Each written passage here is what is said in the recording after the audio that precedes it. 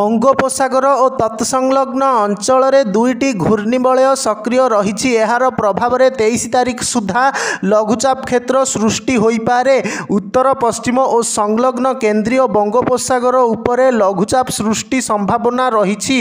यार प्रभाव में आसंता 26 तारिख पर्यंत राज्य में वर्षा लगी रहिबो। रविवार दक्षिण ओडिशा, उत्तर उपकूलवर्ती ओडिशा एवं उत्तर आभ्यंतरीण ओडिशा रे घड़घड़ी सह वर्षा हेबार संभावना रही। एही क्रम रे प्रबल वर्षा नहीं पुरी, खोर्धा, नयागढ़, गंजाम समेत 12 जिला को येलो वार्निंग जारी होईछि। सेहीपरि 23 तारिख पई 17 जिला पई जारी होईछि येलो अलर्ट। 25 तारिख पर्यंत विभिन्न जिला को पाणीपाग विज्ञान केंद्र येलो अलर्ट जारी करिछि।